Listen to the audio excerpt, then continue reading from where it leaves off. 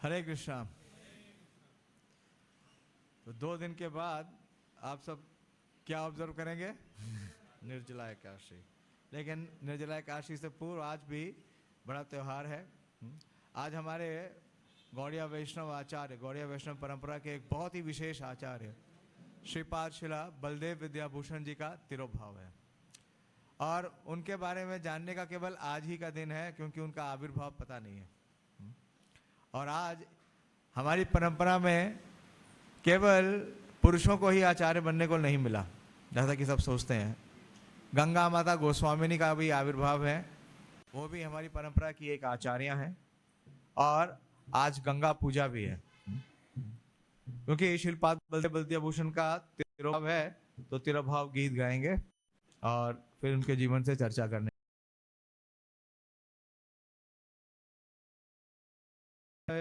श्री श्री कृष्ण बलराम की जय।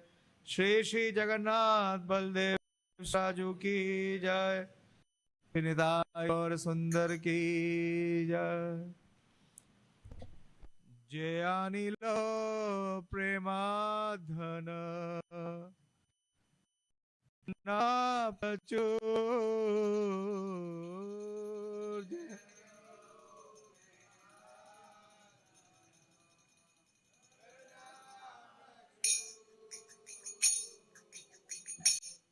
हे ना प्रभु को था गया आचार्य ठाकुर।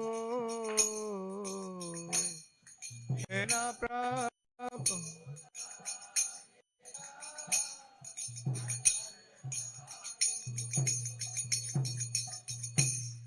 कहाँ मोरा स्वरूप रूप, कहाँ सनातन कहाँ।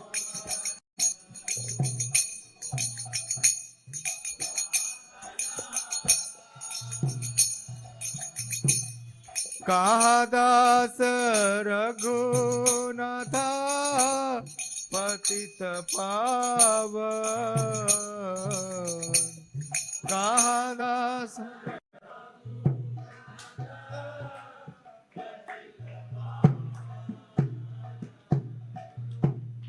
कहाँ मोरा भट्ट जुग, कहाँ कबीरा।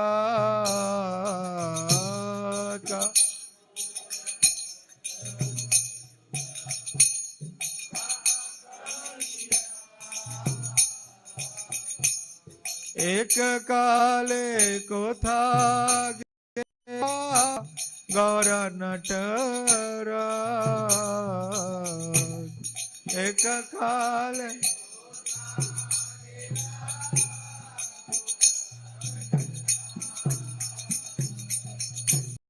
पाषाणे कुटीबो माथा, अनले पशिबो पाशा।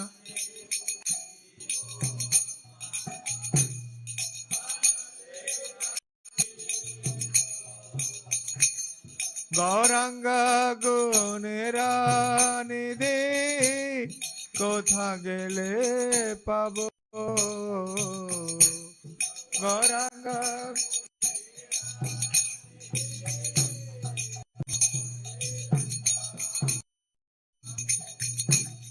से सब संगीरा संगे, जे कैलो विलास।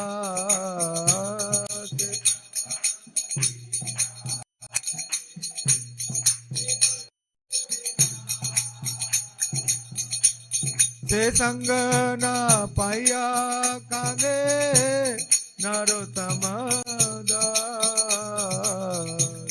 से संग न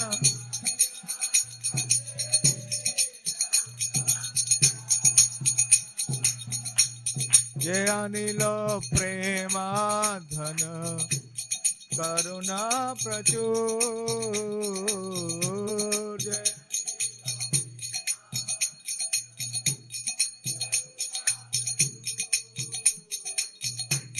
हे ना प्रभु को ता गेला आचार्य ठाकुर। हे राम।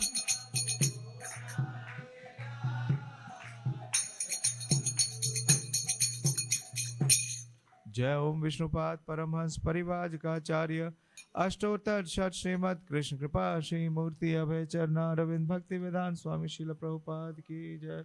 जय ओम विष्णुपाद परमहंस परिवाजकाचार्य अष्टोत्तर शत श्रीमद श्री भक्ति सिद्धांत सरस्वती ठाकुर गोस्वामी महाराज प्रभुपाद की जय। अनंत कोटि वैष्णव वृंद की जय। नामाचार्य श्री हरिदास ठाकुर की जय। श्री गंगा माता गोस्वामिनी आविर्भाव तिथि महामहोत्सव की जय। श्रीपाद बलदेव विद्याभूषण तिरुभाव तिथि महामहोत्सव की जय। श्री गंगा पूजा महोत्सव की जय। निताय गौर प्रेमानंदी। All glories to the assembled devotees, all glories to the assembled devotees, all glories to Shri Guru and Gaurang. हरे कृष्णा। तो पहले श्री गंगा माता गोस्वामिनी जी के जीवन से कुछ बताने का प्रयास करूंगा। आप में से कितने लोग जानते हैं गंगा माता गोस्वामिनी जी के बारे में? बहुत कम। हाँ, चैतन्य महाप्रभु की कृपा सबके ऊपर बराबर है। उनकी परंपरा में कई माताओं को भी आचार्य बनने का अवसर मिला। सबसे ज्यादा तो हम जानते हैं जानवा माता, हाँ, और उससे पूर्व भी हम देखते हैं जब, और बाद में भी हेमलता ठाकुरानी, और इस प्रकार से कई माताओं को यह अवसर मिला कि वो आचार्य की भूमिका और कार्य करें। तो क्योंकि चैतन्य महाप्रभु के पार्षद हैं, चैतन्य महाप्रभु की परंपरा में आते हैं श्री गंगा माता गोस्वामी और बलदेव विद्याभूषण पाद। जयो जयो श्री चैतन्य जयो नित्यानंद,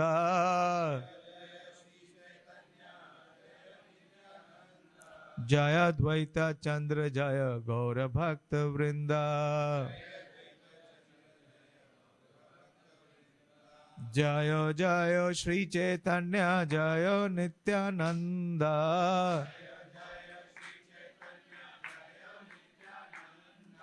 जय द्वैत चंद्र जय गौर भक्त वृंदा।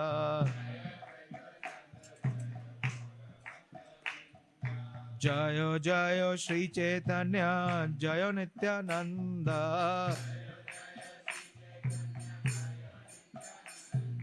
जय द्वैत चंद्र जय गौर भक्त वृंद।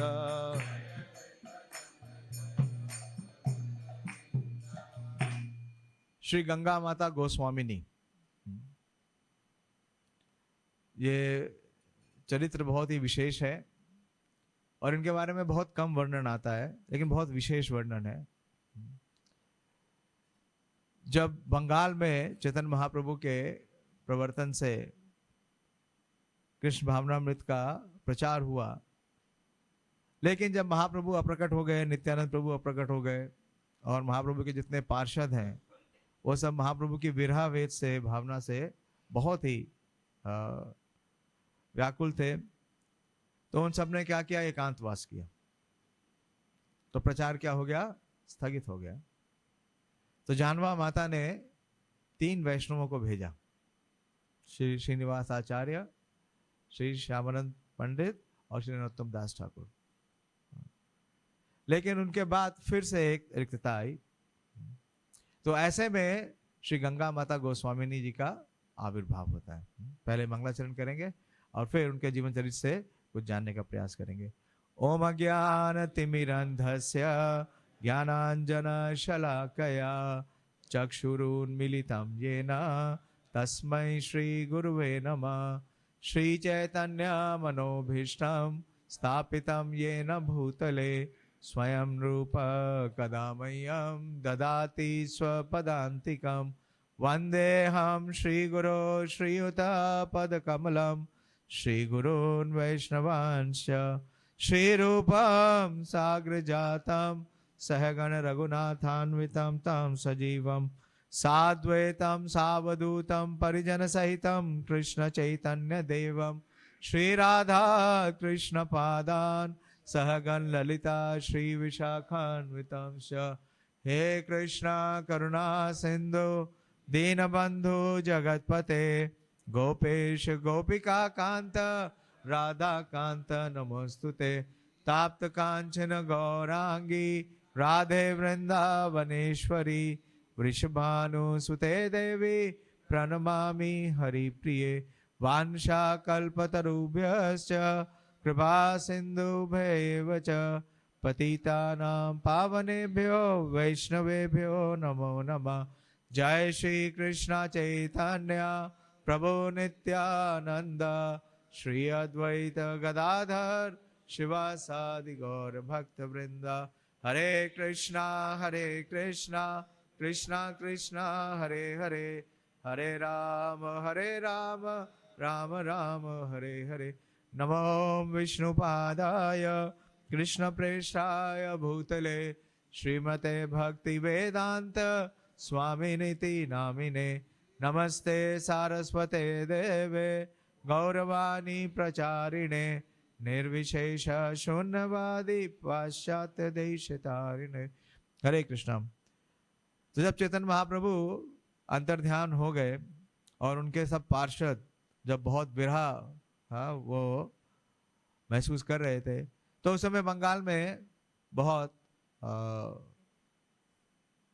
विषम स्थिति हो गई, क्योंकि वहां के जितने स्मार्थ थे, स्मार्थ जानते हैं ना, जो कर्मकांडी ब्राह्मण है वो, और फिर जो शाक्त थे, शाक्त कौन है?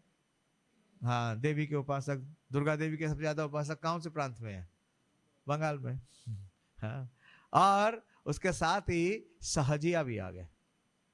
तो सहजिया, स्मार्त और शाक्तों ने मिलकर के जो चैतन्य महाप्रभु की जो मूल शिक्षाएं हैं, हाँ, उसको उसके ऊपर एक काले बादल की तरीके से, जो महाप्रभु का सूर्य चमक रहा था बंगाल में उनके हरिनाम संकीर्तन के प्रवर्तन का, उसके ऊपर ये काले बादल बन के आ गए।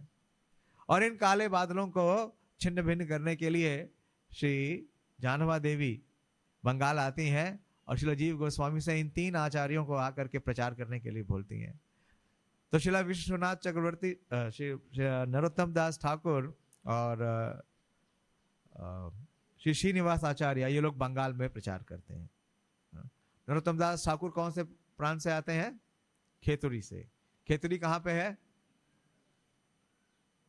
हाँ, अभी बंगला राजशाही डिस्ट्रिक्ट है, जो कि पूर्वी बंगाल में था। तो उस स्थान पे उन्होंने प्रचार किया, उस स्थान पे श्री श्रीनिवास आचार्य ने प्रचार किया। तो इन्होंने क्या किया, पूरे पूरे जो वहां के जमींदार थे, जिन्हें राजा कहा जाता था, बड़े बड़े जमींदार थे, उन सबको भक्त बनाया। तो ऐसा ही राजशाही डिस्ट्रिक्ट में एक ग्राम था जिसका नाम था पूतिया, जो कि अभी में ईस्ट बंगाल यानी बांग्लादेश में है। और वहां के जो राजा थे उनका नाम था राजा नरेश नारायण। राजा नरेश नारायण भगवान के भक्त थे, भगवान विष्णु के अनन्य भक्त थे, और उनके ऊपर श्री श्रीनिवास आचार्य का पूरा आशीर्वाद था। तो उनके घर एक कन्या ने जन्म लिया। ये लगभग 1670-80 के 1570-80 के समय की बात है, और महाप्रभु को जाए हुए लगभग 50 साल हो गए थे। और ये बालिका बहुत ही विशेष थी। इस बालिका का खेलने में या अन्य बालिकाओं की जैसी कोई रुचि नहीं थी। इसकी रुचि थी अध्ययन करने में, पढ़ने में। और इसका सबसे ज्यादा आकर्षण था जो उनके घर में भगवान का विग्रह था मदन गोपाल का, उसके प्रति। वो उन विग्रह से बहुत ही प्रभावित थी, और बहुत जल्दी उसने अपना जो शिक्षा प्रारंभ किया। तो उसका सबसे ज्यादा जो रुचि था वो शास्त्रों के अध्ययन में था। देखिए, हमारे जो आचार्य हैं वो शुरू से ही कहते हैं ना कि जो नौनिहाल होते हैं उनके चीखने पात, कि शुरू से ही उनके लक्षण दिख जाते हैं। और जब वो थोड़ी बड़ी हुई, 7-8 वर्ष की हुई, तो उस समय हमारे सनातन प्रथा में बालिकाओं की बहुत जल्दी विवाह किया जाता था। तो उनके माता पिता ने जैसे ही उन्हें विवाह के प्रस्ताव के बारे में बताया, उन्होंने साफ इनकार कर दिया। उन्होंने कहा, मेरे तो पति कौन है? मेरे तो गिरिधर गोपाल, दूसरों ना कोई। जिस प्रकार से हम मीराबाई को देखते हैं नॉर्थ इंडिया में, या अंडाल का नाम सुना है आपने? जो साउथ इंडिया में। उसी प्रकार से ये सची थी, इनका नाम सची था, और इन्होंने कहा कि मैं किसी भी जो मृत्यु को प्राप्त होने वाला व्यक्ति है उसके साथ मैं कोई विवाह या संबंध नहीं करूंगी।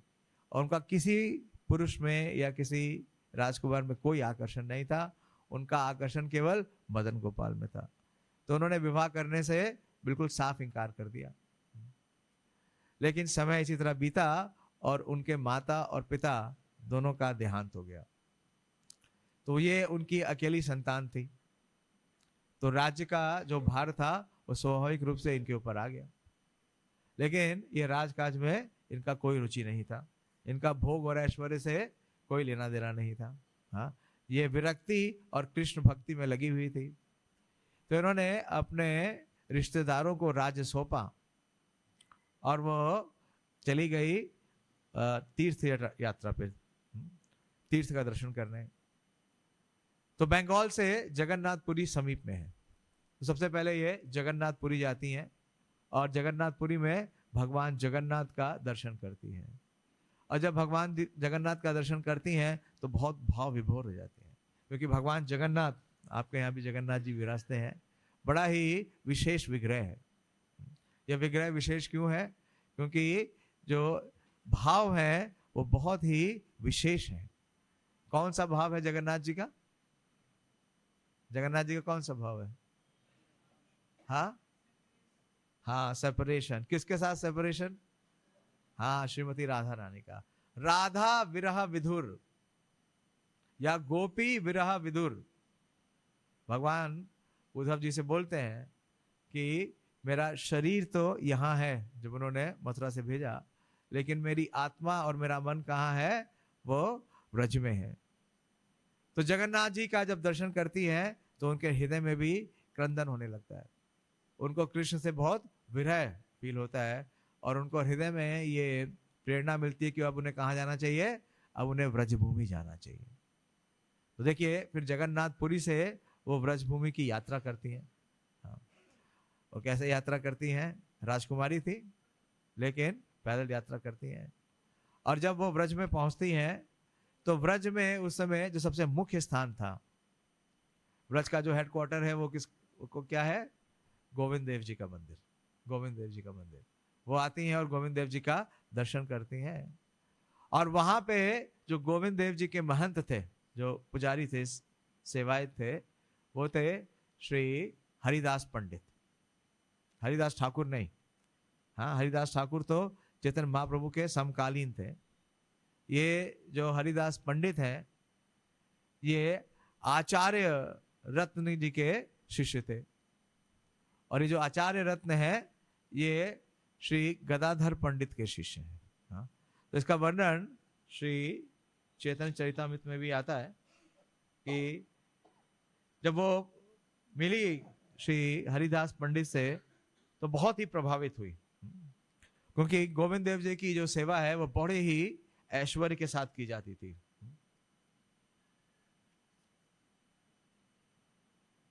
राज सेवा होए तहाँ विचित्र प्रकार, दिव्य सामग्री दिव्य वस्त्र अलंकार।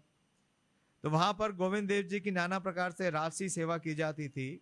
उनके वस्त्र विभूषण तथा साज सामग्री सभी दिव्य थे। आज भी आप देख सकते हैं, जाते हैं आप लोग, कितने लोगों ने गोविंद देव जी का दर्शन किया जयपुर में? हाँ, तो कहाँ रहते हैं गोविंद देव जी? महल में रहते हैं। आज सारा कुछ गोविंद देव जी से ही कनेक्शन है, गंगा माता गोस्वामिनी का भी और श्रीपाद बलदेव विद्याभूषण का भी। और उस गोविंद देव जी के मंदिर में, क्योंकि गोविंद देव जी क्या है? वास्तव में राजा है। तो उनके कितने सेवक होते हैं? राजा कितने सेवक होते हैं? हाँ, अनेक होते हैं।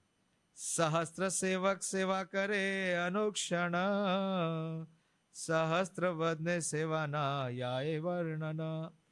तो गोविंद देव जी के उस मंदिर में हजारों सेवक भक्ति भाव से सदैव भगवान की सेवा में लगे रहते थे और हजारों मुखों से भी सेवा का वर्णन कर पाना संभव नहीं है। कौन बोल रहा है? कृष्णदास कविराज गोस्वामी बोल रहे हैं। लेकिन उन सारे सेवकों में जो सेवक के शिरोमणि हैं उनके बारे में वर्णन कर रहे हैं। सेवाराध्यक्ष श्री पंडित हरिदास, तार यश गुण सर्व जगते प्रकाश। तो उस मंदिर के प्रमुख सेवक श्री हरिदास पंडित थे और उनके गुण तथा उनके यश सारे जगत में प्रसिद्ध थे। श्री प्रभुपाद जी लिखने कि श्री हरिदास पंडित गदाधर पंडित के शिष्य श्री अनंत आचार्य के शिष्य थे। तो कितनी जनरेशन हो गई? 3 जनरेशन बाद हो गया। 3 जनरेशन बाद। सुशील सहिष्णु शांत वदनाए गंभीर, मधुर वचन मधुर चेष्टा महाधीर। तो वे सुशील, सहनशील, शांत, वदान्य, गंभीर, मृदुभाषी तथा अत्यंत धीर थे। वे सबको सम्मान देते और सबकी भलाई के लिए कार्य करते थे। उनके मन में कूटनीति, ईर्ष्या तथा द्वेष लेश मात्र भी नहीं था और उनके शरीर में भगवान कृष्ण के 50 गुण विद्यमान थे। तो इस प्रकार से बहुत ही विशेष उनसे बहुत प्रभावित होती हैं सची देवी और उनके पास जाती हैं, उनको प्रणाम करती हैं और उन्हें अपना गुरु स्वीकार करती हैं और उनसे कहती हैं कि आप मुझे अपना शिष्या के रूप में स्वीकार करिए। लेकिन देखिए चैतन्य महाप्रभु की जो परंपरा है उसमें जितने चैतन्य महाप्रभु के अनुयायी हैं वो सब क्या करते हैं कि जो भी राजशाही लोग हैं या राजा परिवार के लोग हैं उनको ज्यादा वेटेज नहीं देते हैं। हाँ, महाप्रभु रे संगी गणे वैराग्य प्रदान। तो उन्होंने कहा कि आप तो राजकुमारी हैं और आप तो इतने वैभव और ऐश्वर्य में रही हैं, आप क्या ब्रज में रह के भजन कर सकेगी? क्या आपके लिए संभव है? क्योंकि ब्रज भूमि किसके लिए है?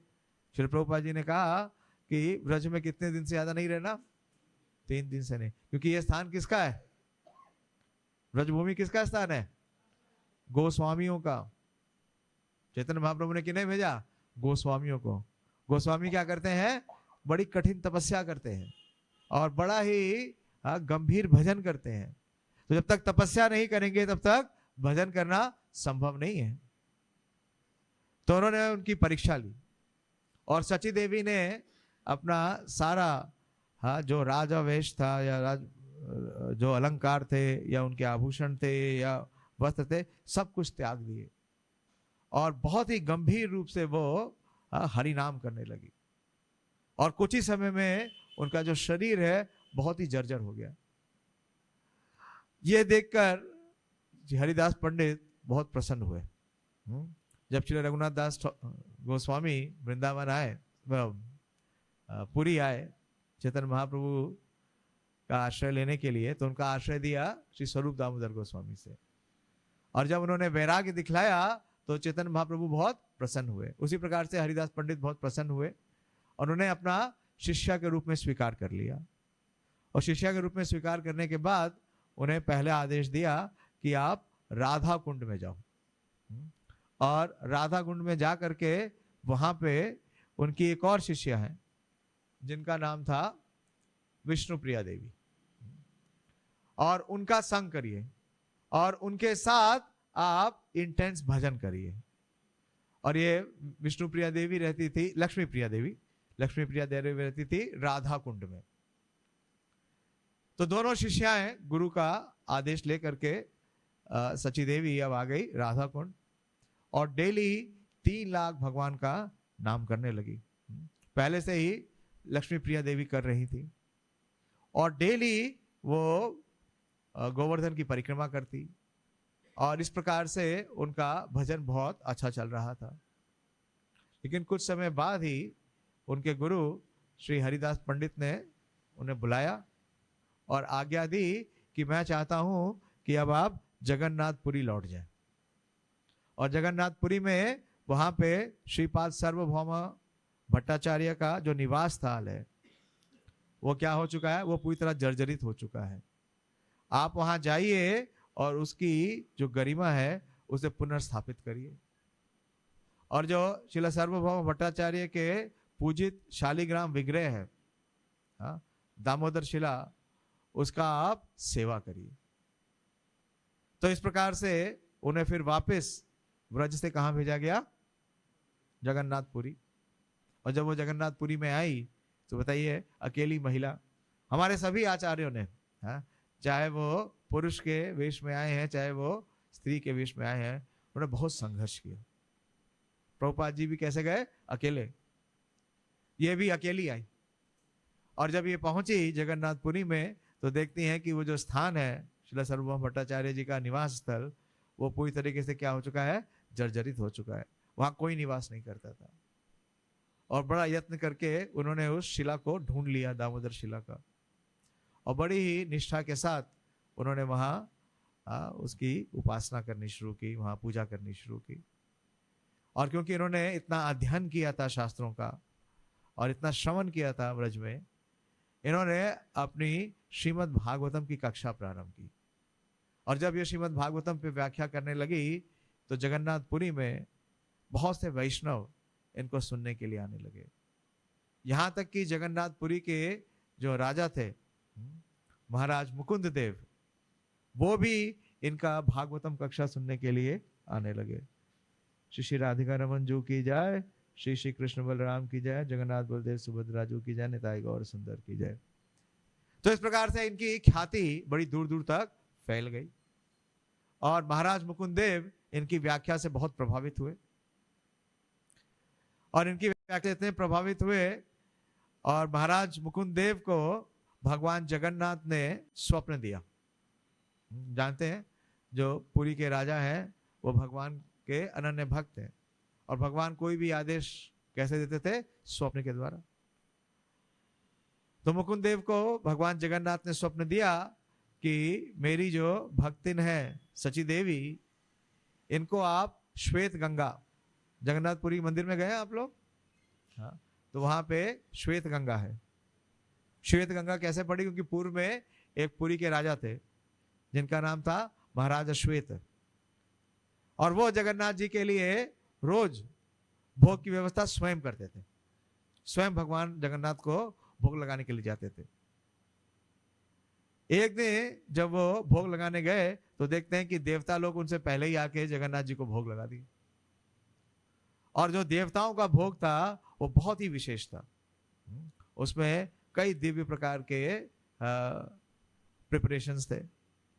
तो ये देख करके महाराजा जो श्वेत प्रताप थे, वो बड़े दुखी हो गए। उन्हें लगा कि मेरी सेवा तो क्या है, बिल्कुल नगण्य है, इनसिग्निफिकेंट है, क्योंकि भगवान जगन्नाथ को तो भोग लगाने के लिए इतने बड़े बड़े देवता आते हैं और इतने विशेष व्यंजन लाते हैं। तो ये सोच के वो थोड़ा पीछे हो गए अपना थाल लेके। लेकिन क्या देखते हैं कि थोड़ी देर में लक्ष्मी जी प्रकट हुई और उनसे वो थाली ले ली जो भगवान की भोग की थी, और स्वयं भगवान को भोग लगा लिया, और भगवान ने वो सारा भोग स्वीकार कर लिया। तो तब से वो भगवान जगन्नाथ के ही स्थान में निकट रहते हैं। हाँ, उनको स्थान दिया भगवान जगन्नाथ ने, तो वो स्थान बन गया श्वेत गंगा। तो उस श्वेत गंगा के तट पे जगन्नाथ जी ने कहा कि आप सची देवी को एक स्थान दो। तो जब महाराज मुकुंद देव सची देवी के पास आते हैं अगले दिन स्वप्न में जगन्नाथ जी की संदेश को लेके, तो सची देवी पहले तो बहुत झिझकती है, हाँ, लेकिन जब उन्होंने देखा कि ये जगन्नाथ जी का आदेश है, तो वो स्वीकार कर लेती है। तो इस प्रकार से वो अपनी सेवा कर रही थी। और सची देवी ने वहां पे जो विग्रहों की संख्या है उन्हें बहुत विकसित कर दिया, बढ़ा दिया। वहां पे उन्होंने 5 और भगवान श्री राधा कृष्ण के विग्रहों की स्थापना की, और जो मठ था श्री सार्वभौम भट्टाचार्य का, उसको दोबारा से पूरा सुव्यवस्थित और सुसज्जित कर दिया। उसका नाम अब है गंगा माता मठ, उनके नाम से जाते हैं आप सार्वभौम भट्टाचार्य जी के हाउस में, गंगा माता मठ है। तो वहां उन्होंने श्री श्री राधा रसिक राय जो विग्रह है वो स्थापित किए। अब ये जो राधा रसिक राय विग्रह है, ये भी वहां कैसे अवतरित हुए, ये भी बहुत विशेष है। क्योंकि जयपुर में एक ब्राह्मण थे चंद्र शर्मा, वो इन रसिक राय के विग्रहों की सेवा करते थे, लेकिन सेवा सही प्रकार से नहीं हो रही थी, और उनके परिवार वाले भी सेवा के प्रति उतने आकर्षित नहीं थे। तो एक दिन रसिक राय भगवान के विग्रह ने उन्हें स्वप्न दिया और कहा कि अब मुझे कहाँ ले जाओ, जगन्नाथपुरी और मुझे किसे सौंप दो, सची देवी को। तो इस प्रकार से ये जो विग्रह है राधा रसिक राय, ये जगन्नाथपुरी आते हैं और वो चंद्र शर्मा सची देवी को ये विग्रह प्रदान करते हैं।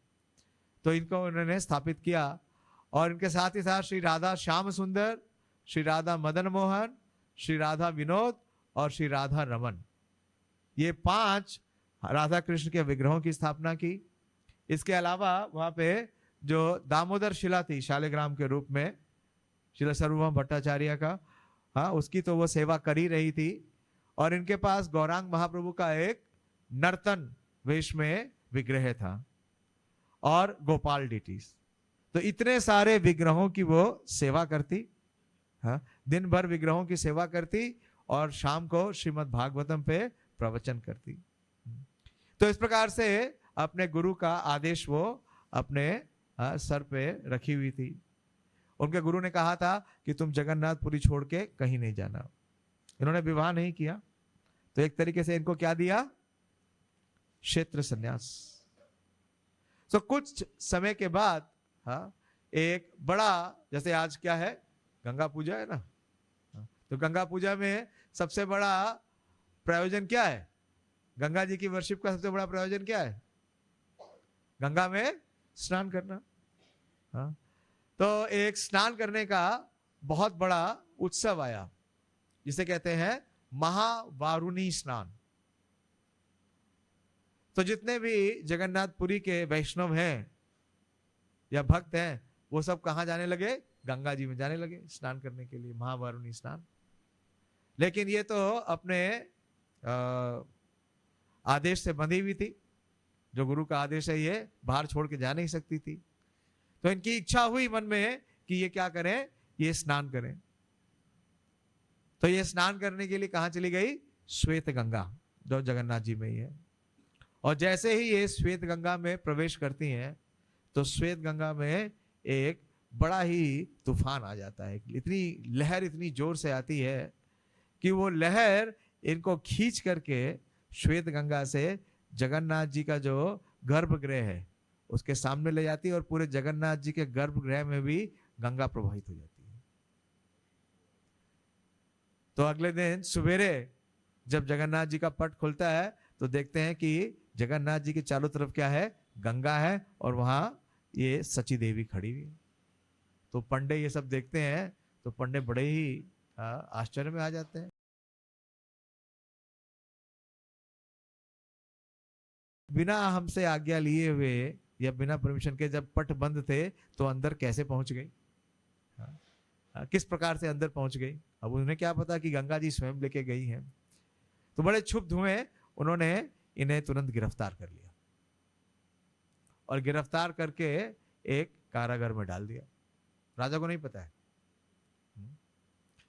लेकिन जगन्नाथ जी बड़े क्रुद्ध हो गए और वो फिर से राधा मुकुंद देव के स्वप्न में आते हैं और बोलते हैं कि अरे मूर्ख, हाँ, तुमने मेरी शुद्ध भक्त को कैद किया है, तुरंत छोड़ो नहीं तो तुम्हारा नाश हो जाएगा। और राधा मुकुंद देव अपने पुजारियों के साथ आते हैं और गंगा माता गोस्वामिनी से क्षमा मांगते हैं और उनसे दीक्षा भी ग्रहण करते हैं। ये वर्णन आया। तो गंगा माता गोस्वामिनी का प्रचार और उनका वास्तव में भजन और उसकी साधना इतनी विशेष थी कि वहां के राजा भी उनके शिष्य बने। ना सिर्फ राजा शिष्य बने, कई पुजारी भी उनके शिष्य बने। तो इस प्रकार से उनका ये वर्णन आता है। उन्होंने बहुत प्रचार किया, दूर दूर तक लोग जाते आते थे और उनसे भागवत कथा सुनते थे और भागवत कथा कहने में वो बहुत ही दक्ष थी। तो इस प्रकार से उनका थोड़ा वर्णन आता है। तो हम देखते हैं कि हमारी गौरवशाली वैष्णव परंपरा में कई माताओं ने गुरु की भूमिका निभाई। विशेष रूप से हम जानते हैं श्री जानवा माता ने। जानवा माता ने कब भूमिका निभाई? जब बंगाल में रिक्तता आ गई। तो ऐसे ही समय में श्री गंगा माता गोस्वामिनी ने भी ये कार्य किया। तो श्री गंगा माता गोस्वामिनी आविर्भाव तिथि महामहोत्सव की जय। और आज श्रील बलदेव विद्याभूषण पाद का आविर्भाव है, तिरोभाव है। आविर्भाव तो गंगा माता गोस्वामिनी का है। तो श्रीपाद बलदेव विद्याभूषण हमारी परंपरा के बहुत ही विशेष आचार्य हैं और अकेले वेदांत आचार्य। श्रील भक्ति विनोद ठाकुर लिखते हैं ही इज द सोल वेदांत आचार्य, क्योंकि उन्होंने वेदांत के ऊपर अपना भाष्य दिया। हमारे पूरे इस्कॉन मूवमेंट की सबसे पॉपुलर बुक कौन सी है? हाँ, भगवद गीता यथारूप। हाँ, सबसे ज्यादा भाषाओं में उसका क्या हुआ है? हाँ, अनुवाद हुआ है और सबसे ज्यादा उसका वितरण हुआ है। यहाँ भगवद गीता की एक कॉपी है, दिखाना। तो जो भगवद गीता यथारूप या Bhagavad Gita as it is Srila Prabhupada ji ने प्रेजेंट की है, वो भगवद गीता यथारूप श्रील प्रभुपाद जी ने किसको हाँ समर्पित की है? श्रीपाद बलदेव विद्याभूषण को। श्रील प्रभुपाद जी लिखते हैं कि ये जो मेरी भगवद गीता की टीका है वो श्रीपाद बलदेव विद्याभूषण जी को समर्पित है, क्योंकि उन्होंने, देखिए लिखा है बड़ा बड़ा, समर्पण वेदांत दर्शन पर अति अद्भुत गोविंद भाष्य के प्रणेता श्री बलदेव विद्याभूषण को। हाँ, तो इस प्रकार से श्रीपाद बलदेव विद्याभूषण का जो नाम है या प्रचार है पूरे विश्व में हो रहा है, और उसको करने वाले कौन है? श्रील प्रभुपाद जी अपने पुस्तक के माध्यम से। तो श्रीपाद बलदेव विद्याभूषण, जैसे मैंने बताया कि हमारी गौड़िया परंपरा में कई बार काले बादल आए। जो चैतन्य महाप्रभु और नित्यानंद प्रभु का जो सूर्य था उसके ऊपर कई काले बादल आए, जिसे कहते हैं डार्क डेज और द डार्क क्लाउड्स। तो पहला तो मैंने बताया जब महाप्रभु और उनके पार्षद सारे के सारे अप्रकट हो गए तो बंगाल में आया, तो 3 आचार्यों को भेजा गया, श्रीनिवास आचार्य, नरोत्तम दास ठाकुर और श्री श्यामानंद पंडित। लेकिन उनके अंतर्ध्यान, और फिर सारा फोकस कहां था? सारा फोकस बंगाल में नहीं था, सारा फोकस कहां था? ब्रज में था, क्योंकि महाप्रभु के जो प्रमुख अनुयायी थे वो षड गोस्वामी थे, और इन षड गोस्वामियों में श्री रूप सनातन के बाद श्रील जीव गोस्वामी थे। तो बंगाल में इन तीनों आचार्यों के बाद, श्रीला श्रीनिवास आचार्य और नरोत्तम दास ठाकुर और श्यामानंद पंडित के बाद फिर से काले बादल आए, और जो ब्रज है उसमें भी जब सब 6 गोस्वामियों का अंतर्ध्यान हो गया तो फिर से ये बादलों ने घेर लिया। तो उस समय श्रीला विश्वनाथ चक्रवर्ती ठाकुर और श्रीपाद बलदेव विद्याभूषण ने हाँ महाप्रभु का जो प्रेम का सूर्य है उसका प्रकाश दोबारा से किया, और विशेष रूप से श्रीपाद बलदेव विद्याभूषण। तो श्रीपाद बलदेव विद्याभूषण का जो जन्म है उसकी तिथि सही तो मालूम नहीं है, लेकिन लगभग 1700 में उनका आविर्भाव हुआ, और उनका आविर्भाव होता है ओडिशा में। हाँ, बहुत ही फेमस मंदिर है ओडिशा में, जो कि शीरचोर गोपीनाथ है। कहाँ पे है वो? रेमुना में, बालासुर के पास, वहां उनका आविर्भाव होता है। और इनका आविर्भाव एक ब्राह्मण परिवार में नहीं हुआ, वैश्य थे इनके पिता, लेकिन वैश्य होने के बाद भी जो बालक थे उनका जो रुचि थी वो व्यापार में नहीं थी, परिवार में नहीं थी, उनकी रुचि शास्त्रों में थी। तो बहुत ही अल्प अवस्था में उन्होंने गहन अध्ययन किया और व्याकरण और संस्कृत और वेद और उपनिषदों का अध्ययन करने लगे। तो वहां पे वेद और उपनिषदों का अध्ययन करने की उतनी फैसिलिटी नहीं थी, तो वो घर छोड़ करके चले जाते हैं उडुपी के पास जो स्थान है मैसूर। तो उडुपी हेडक्वार्टर है किसका? वैष्णव परंपरा का। कौन सी वैष्णव परंपरा का? हाँ, श्री माधवा संप्रदाय का। और वहां जाके वो सारे जितने भी वेदांत दर्शन है उनका सबका वो अध्ययन करते हैं। उन्होंने यहाँ तक कि श्री शंकराचार्य का जो टीका है, शारीरी का भाष्य, उसका भी उन्होंने अध्ययन किया। उन्होंने श्रीपाद रामानुजाचार्य के श्री भाष्य का किया, और विशेष रूप से श्री मध्वाचार्य का जो बृहद भाष्य है और अनुभाष्य है। सारे आचार्यों के जितना वेदांत दर्शन है उनका सबका उन्होंने बहुत ही गहन अध्ययन किया, और वेद शास्त्रों में इतने निपुण हो गए तो उन्होंने एक व्रत लिया कि वो सारे भारत में घूम करके हाँ और वो विजय करेंगे। हाँ, वो विजय करेंगे, और जो अप्रसंप्रदाय हैं और जितनी गलत धारणाएं हैं उन सारी धारणाओं का नाश करेंगे। तो वो भी इस अपने विजय रथ पे सवार होकर पहुंचे जगन्नाथपुरी। और जब वो जगन्नाथपुरी पहुंचे तो उनका सामना हुआ एक वैष्णव से, श्री राधा दामोदर दास गोस्वामी, जो कि वैष्णव थे और वो आ रहे हैं नित्यानंद प्रभु की परंपरा में। चैतन्य महाप्रभु और नित्यानंद प्रभु की परंपरा के बाद आए श्री गौरीदास पंडित, और गौरीदास पंडित के शिष्य थे श्री हृदय चैतन्य, और श्री हृदय चैतन्य प्रभु के जो शिष्य थे वो थे श्री श्यामानंद प्रभु, और उनके शिष्य थे श्री रसिकानंद प्रभु। और रसिकानंद प्रभु के जो प्रमुख अनुयायी थे वो थे श्री नयनानंद गोस्वामी।